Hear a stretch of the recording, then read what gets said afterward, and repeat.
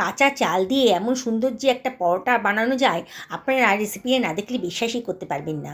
আর একবার যদি এইভাবে বানিয়ে খান, তাহলে কিন্তু প্রায় দিনই আপনাদের এটা বানিয়ে খেতে ইচ্ছা করবে। দেখবেন সপ্তাহে 3 দিন আপনারা এই রেসিপিটাই বানিয়ে ফেলেছেন। পরিবারের সকলে কিন্তু দারুণ মজা করে খাবে। হ্যালো বন্ধুরা, আশা করি সকলে ভালো আছেন। আজকে কাঁচা চাল দিয়ে রেসিপি বানাবো, একেবারে নতুন স্বাদের রেসিপি। আপনারা হয়তো এই ধরনের রেসিপি আগে কোনো দিনই খাননি। আমি 1 বাটি কাঁচা চাল 7 থেকে 8 ঘন্টা আগে ভিজিয়ে রেখেছিলাম। এবার জলটা ঝরিয়ে আমি একটা মিক্সার গ্রাইন্ডারের ভেতর দিয়ে দিচ্ছি। এটাকে গ্রাইন্ড করে নেব। খানিকটা ভিজে ভিজে আছে চালগুলো, পুরোটাই মিক্সার গ্রাইন্ডারের ভেতর দিয়ে দিলাম। এবার জল ছাড়াই আমি এটাকে গ্রাইন্ড করার চেষ্টা করব। দেখুন ভালো করে গ্রাইন্ড হয়নি, আরও মিহি করে গ্রাইন্ড করতে হয় বলে আমি এখানে 2 চামচ মতো জল দিয়ে দিলাম। চেষ্টা করবেন খুব অল্প জল দিয়ে এটাকে গ্রাইন্ড করতে। দেখুন কত সুন্দর একটা স্মুথ পেস্ট তৈরি হয়ে গেছে। এবার এটাকে আমি একটা বড় বোলের ভেতর ঢেলে রাখছি।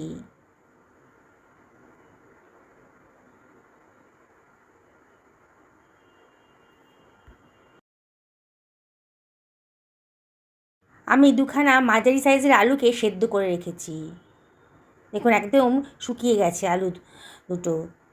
সেই আলু দুটোকেও আমি মিক্সার গ্রাইন্ডারের ভেতর দিয়ে দিচ্ছি। এটাকেও গ্রাইন্ড করে নেব।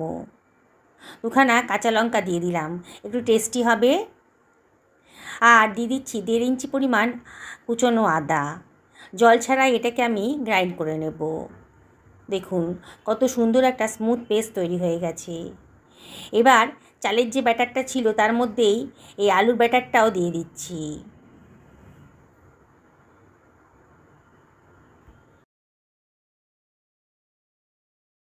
এবারে আমি এর ভেতর দিয়ে দিচ্ছি 1 টেবিল চামচ মতন লবণ।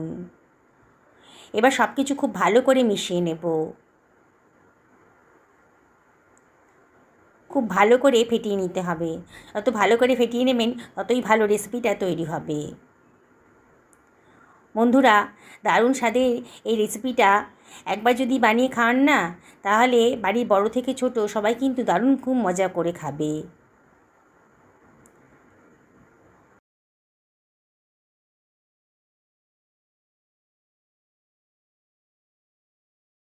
দেখুন খুব ভালো করে আমি এটাকে ফেটিয়ে নিয়েছি। 2 থেকে 3 মিনিট খুব ভালো করে এটাকে ফেটিয়ে নিতে হবে।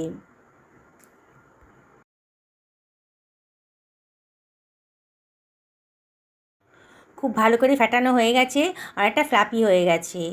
এবার একখানা মাঝারি সাইজের পেঁয়াজ আমি কেটে নিচ্ছি। পেঁয়াজটাকে আমি একেবারে কুচি কুচি করে কেটে নিচ্ছি।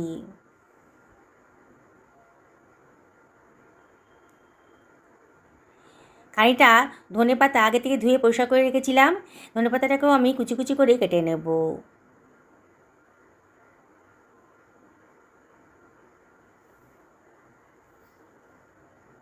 ধনেপাতা দেবেন, তাহলে কিন্তু দারুণ সুন্দর একটা টেস্ট আসবে। কাটা হয়ে গেছে, সরিয়ে রাখলাম। এবারে নিয়ে নিচ্ছি কতগুলো কাঁচা লঙ্কা। লঙ্কাটা অবশ্যই নিজেদের পছন্দ মতো দেবেন। কাঁচা লঙ্কাটাকেও আমি কুচি কুচি করে কেটে নিচ্ছি।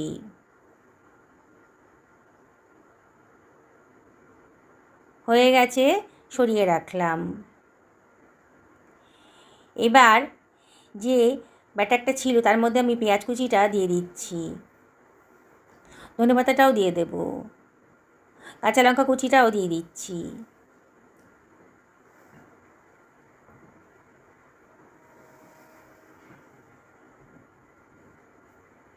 সব কিছু দেওয়া হয়ে গেছে। এবারে আমি দিয়ে দিচ্ছি 1 টেবিল চামচ মতো গোলমরিচের গুঁড়ো, 1 টেবিল চামচ মতো চাট মশলাও দিয়ে দিলাম, 1/4 টেবিল চামচ মতো খাবার সোডাও দিয়ে দিলাম। দিয়ে সব কিছু খুব ভালো করে মিশিয়ে নিচ্ছি। খুব ভালো করে মিশিয়ে নিতে হবে। মিনিট খানেক আবারও ভালো করে এটাকে ফেটিয়ে নেব। কাঁচা চালের এরম ধরনের রেসিপি আপনারা হয়তো আগে কোনো দিনও খাননি। বললাম তো বন্ধুরা, একবার যদি বানিয়ে খান না, তাহলে কিন্তু বারে বারে আপনাদের বানাতে ইচ্ছে করবে। আমি এর ভেতরে 1 বাটি পরিমাণ আটা দিয়ে দিয়েছি। আটা দিয়ে আগের যে ব্যাটারটা ছিল তার সঙ্গে খুব ভালো করে মিশিয়ে নিচ্ছি। প্রথমে জল দেব না, যদি জলের প্রয়োজন হয় তাহলে অল্প জল দেব। খুব ভালো করে এটাকে ঠেসে ঠেসে মেখে নিচ্ছি। আমার জলের প্রয়োজন হয়নি। দেখুন কত সুন্দর একটা স্মুথ ডো তৈরি হয়ে গেল।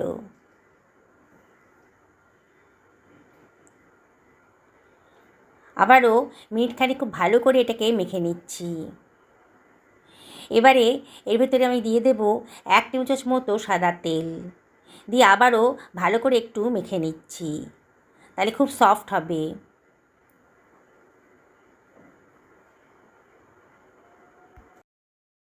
এবার এখান থেকে আমি কতগুলো লেচি কেটে নিচ্ছি। লেচিগুলো খুব একটা বড়ও করব না, খুব একটা ছোটও হবে না, নর্মাল যে আমরা রুটির আটা লেচি করি সেরকমই বানাচ্ছি।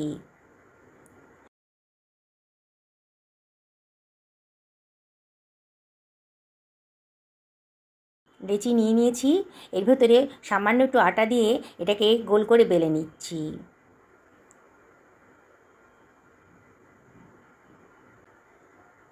দেখুন শেপটা একটু হাত দিয়ে ঠিক করে দিলাম, খুব একটা মোটাও হয়নি খুব একটা পাতলাও হয়নি, সবগুলো একইভাবে আমি বেলে নিয়েছি।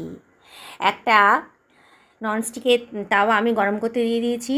এবার একটা রুটি আমি এর ভেতরে দিয়ে দিলাম, একটু চাপ দিয়ে দিয়ে এটাকে প্রথমে তেল ছাড়াই ভেজে নেব।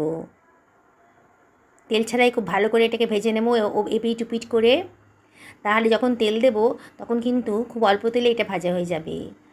আমি 1/2 টেবিল চামচ মতো তেল ওপরে দিয়ে দিলাম, দিয়ে এটাকে উল্টে আবারও 1/2 টেবিল চামচ মতো তেল দিয়ে দিচ্ছি, মানে মোট 1 টেবিল চামচ তেলেই আমার এই পরোটাগুলো ভাজা হয়ে যাচ্ছে।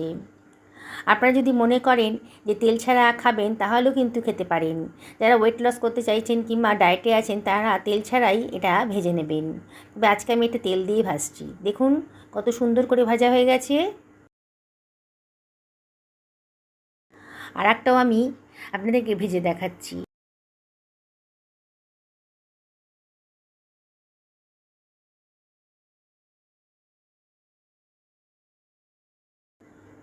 দেখুন আমার সবগুলো পরোটাই ভাজা হয়ে গেছে, চালের পরোটা। এবার একটা সার্ভিং প্লেটে আমি এটাকে সার্ভ করে দিচ্ছি। সকালে যদি বানাবেন মনে করেন তাহলে রাত্রেই চালটা ভিজিয়ে রাখবেন, তাহলে মাত্র 10 মিনিটের মধ্যেই কিন্তু অসাধারণ টেস্টি এই ব্রেকফাস্ট রেসিপিটা আপনারা তৈরি করে ফেলতে পারেন। আমি আপনাদেরকে আবারও রিকোয়েস্ট করব, 1 বাটি কাঁচা চাল ভিজিয়ে রাখুন, ভাতের চালই ভিজিয়ে রাখুন, আর সকালবেলা বানিয়ে ফেলুন অসাধারণ টেস্টি এই ব্রেকফাস্ট রেসিপি। এটা খেতে গেলে কোনো তরকারিই লাগবে না, একটু রায়তা কিংবা সস হলেই হবে। সুস্থ থাকুন, ভালো থাকুন, এই কামনা করে ভিডিও শেষ করলাম। নমস্কার নেবেন।